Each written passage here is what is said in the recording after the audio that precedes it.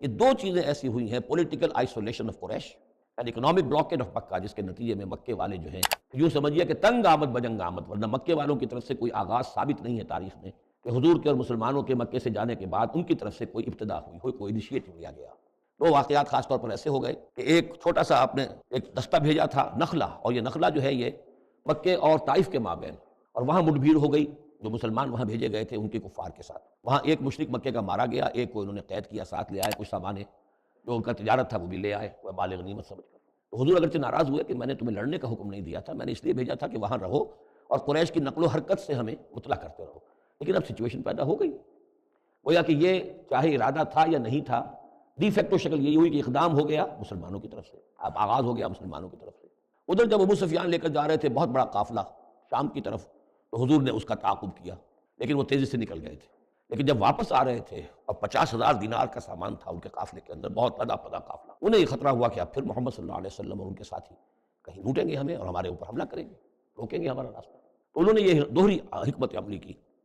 کہ ایک تو یہ کہ ایک سوار بھیجا آگے تیزی کے ساتھ دوڑایا کہ مکے جاؤ اور کہو کہ ہمارے قافلے کو خطرہ ہے محمد سے صلی اللہ علیہ وسلم، لہٰذا مدد بھیجو۔ اور ادھر یہ کیا کہ وہ عام راستہ جو تھا جو بدر سے ہو کر گزرتا تھا اسے چھوڑ کر ساحل سمندر کے ساتھ ساتھ نیچے سے ہو کر وہ نکل بھی گئے۔ اب وہاں مکے میں یہ دونوں چیزیں بیک وقت پہنچ گئی،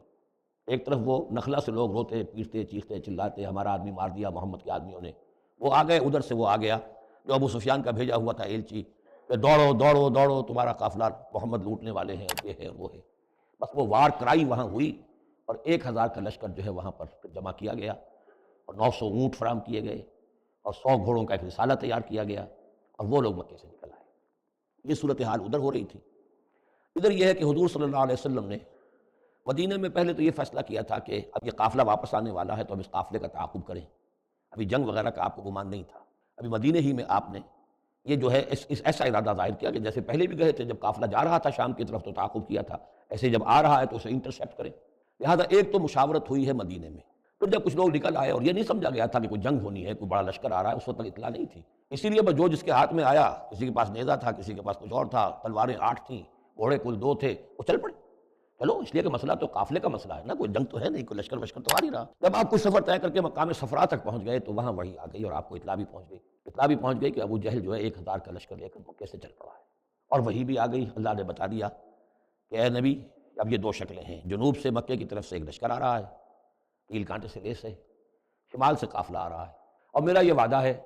کہ ان دونوں میں سے ایک ضرور تم کو دے دوں گا، تم کو فتح حاصل ہو جائے گی، یہ میرے اہل ایمان کو بتا دیجئے اور ذرا مشورہ کیجئے۔ تو دوسری مشاورت جو ہے وہ مدینے سے نکل کر ہوئی ہے مقام صفا۔